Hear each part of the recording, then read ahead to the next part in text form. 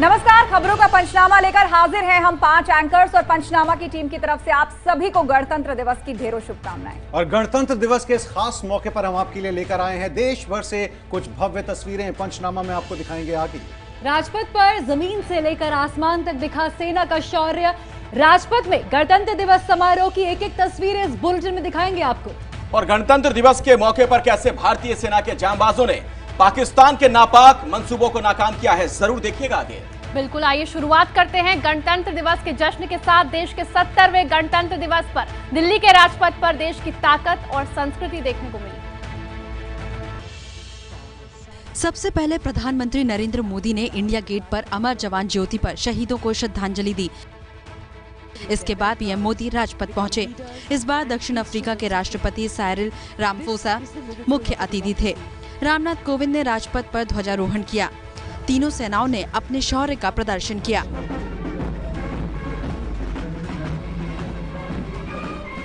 पहली बार असम राइफल्स की पूरी महिला टुकड़ी परेड में शामिल हुई, जिसका मेजर खुशबू कंवर ने नेतृत्व किया।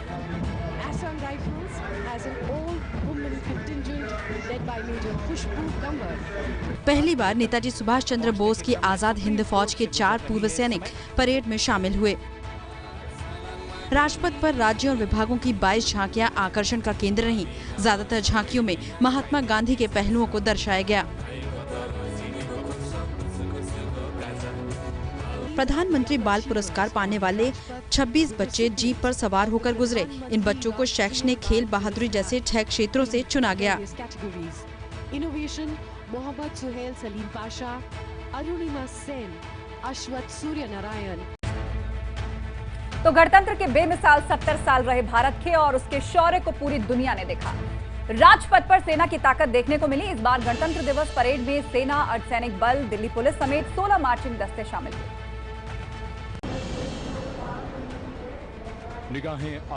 सबसे पहले राजपथ पर मुख्य अतिथि और दर्शकों का स्वागत सेना के Mi-17 हेलीकॉप्टर ने पुष्प वर्षा कर किया और सलामी दी। और उसके बाद राजपथ सेना के कदम ताल से गूंज उठा।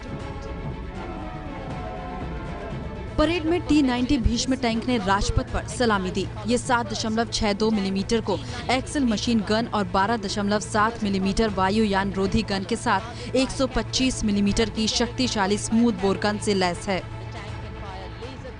राजपथ पर सेना में हाल ही में शामिल K9 होवित्जर गन की भी पहली झलक दिखी। इसकी मारक क्षमता 38 किलोमीटर तक है। ये पहली 52 कैलिबर स्वचालित गन सिस्टम है। K9 मेक इन इंडिया के तहत भारत में ही बना है, जो 15 सेकंड में 3 गोले दाग सकता है। इसके अलावा पहली बार M777A2 अल्ट्रा लाइट होवित्जर भी राजपथ पर नजर आई। M777 39 कैलिबर की अत्याधुनिक गन प्रणाली है, जिसकी रेंज 30 किलोमीटर तक है। हल्के वजन की वजह से इसे हेलीकॉप्टर की मदद से पहाड़ी इलाकों में भी ले जाया जा सकता है, जिसकी वजह से यह पाकिस्तान और चीन से सटे बॉर्डर पर बड़ी कारगर साबित हो सकती है। तो राजपथ पर जोश वाज वेरी हाई। राजपथ पर जमीन से लेकर आसमान तक भारतीय सेना की ताकत दिखी। लड़ाकू विमान की गर्जना से आसमान गूंज उठा। पहली बार भारतीय वायुसेना के विमान जैव ईंधन का इस्तेमाल करते हुए राजपथ के ऊपर आसमान को चीर कर निकले। 3 सुखोई 30 MKI विमानों ने आसमान में त्रिशूल बनाया। 5 जगुआर विमानों ने एरोहेड फॉर्मेशन कर लोगों को दांतों तले उंगलियां दबाने पर मजबूर कर दिया।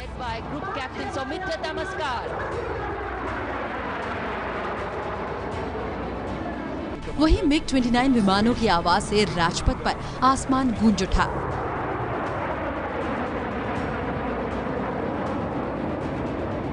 DRDO द्वारा विकसित किया गया एयरबॉर्न अर्ली वार्निंग एयरक्राफ्ट और सुखोई 30 ने आसमान में नेत्र फॉर्मेशन के जरिए आकाश में हर पल नजर रखने का संदेश दिया।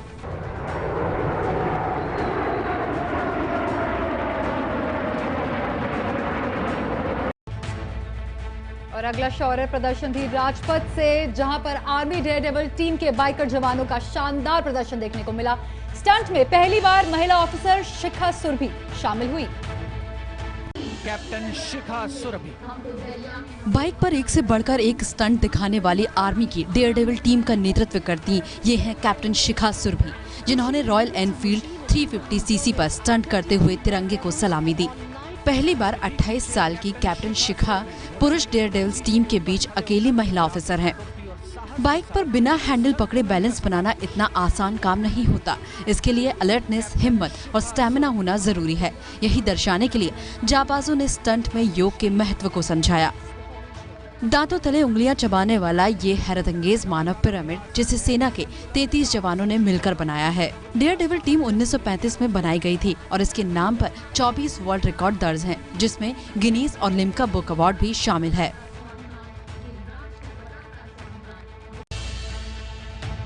और बात करेंगे झांकियों की। राजपथ पर भारतीय संस्कृति और विविधता की कई तस्वीरें झांकियों के तौर पर सामने आई। 70वें गणतंत्र दिवस के मौके पर 16 राज्य और 6 मंत्रालयों की झांकी निकली। इस बार झांकियों को महात्मा गांधी की थीम दी गई थी। महाराष्ट्र ने 1942 के भारत छोड़ो आंदोलन की झलक दिखाई। वहीं पंजाब ने जलियांवाला बाग हत्याकांड की थीम पर झांकी बनाते हुए शहीदों को श्रद्धांजलि दी, तो गुजरात ने महात्मा गांधी के दांडी यात्रा को झांकी में शामिल किया। अंडमान निकोबार द्वीप समूह ने सेल्यूलर जेल में बंद कैदियों पर बापू के प्रभाव को दिखाया। राजपथ पर पेयजल एवं स्वच्छता मंत्रालय की कुछ इस तरह की झांकियां नजर आईं। तो झांकियों में देश के अलग अलग रंग नजर आए। वहीं 70वें गणतंत्र दिवस के मौके पर राजपथ में बच्चों ने रंगारंग कार्यक्रम पेश किया। डांस के जरिए महात्मा गांधी के संदेशों को लोगों तक पहुंचाया। परम तपस्वी परमवीर ओ सुकृत शिरोमणि ओ सुधीर। नेवी चिल्ड्रंस स्कूल के बच्चों ने जय घोष की धुन पर डांस कर लोगों का दिल जीत लिया। Eastern zonal cultural central Kolkata ने बापू के स्वच्छ भारत के संदेश को नृत्य के जरिए पेश किया।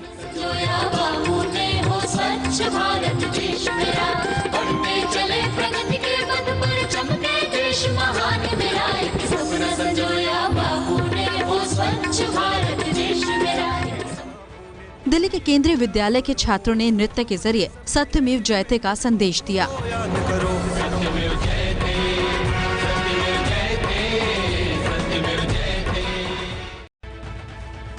तो एक तरफ गणतंत्र दिवस पर सांस्कृतिक कार्यक्रमों की भी झलक देखने को मिली, तो दूसरी तरफ राजपथ पर आज वीरता पुरस्कार भी दिए गए। सेना का सर्वोच्च सम्मान शहीद लांस नायक नजीर वानी को मरणोपरांत दिया गया।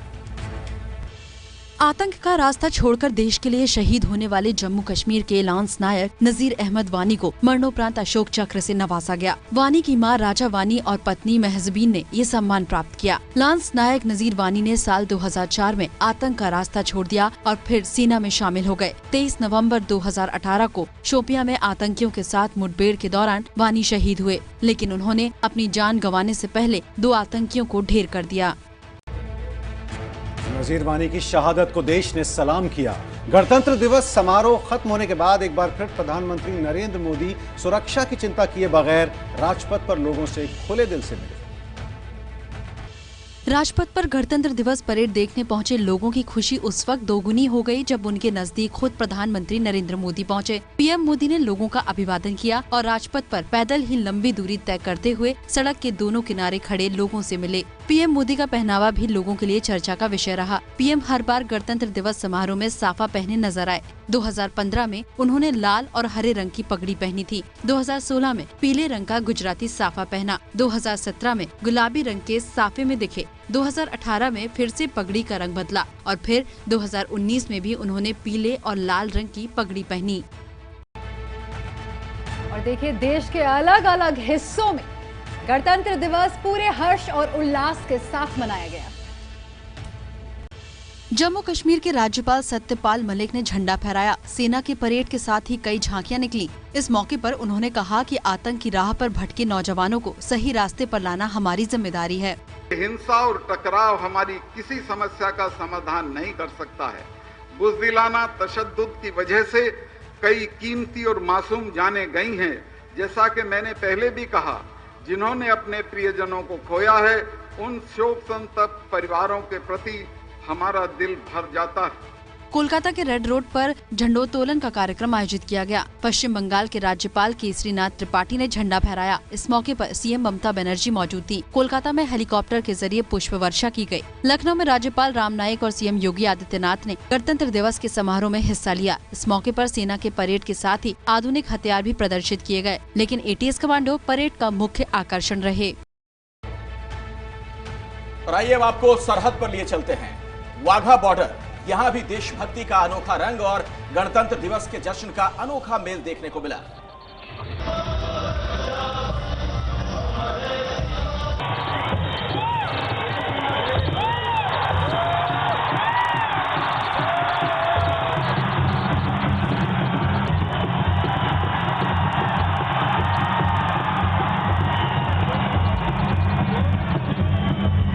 यहाँ सैकड़ों की संख्या में लोग बीटिंग द रिट्रीट देखने के लिए पहुंचे।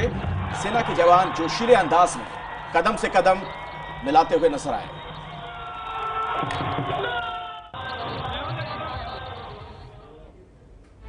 तो वाघा से अब आपको प्रयागराज ले चलते हैं। प्रयागराज के कुंभ मेले में भी गणतंत्र दिवस के मौके पर साधु संतों ने झंडा फहराया।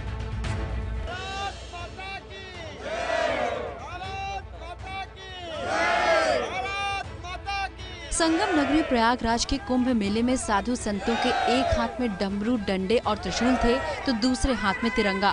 भारत माता की जयकारे के साथ कुंभ में भी झंडा फहराया गया। भगवाधारी साधुओं ने वंदे मातरम का नारा लगाया। वहीं मेले में आए नागा साधु संत भी देशभक्ति के रंग में दिखे। कुंभ में भी गणतंत्र दिवस के रंग देखने को मिले। उधर गृह मंत्रालय ने साल 2019 के पद्म पुरस्कार विजेताओं की घोषणा कर दी है। 112 लोगों को सम्मान दिया जाएगा।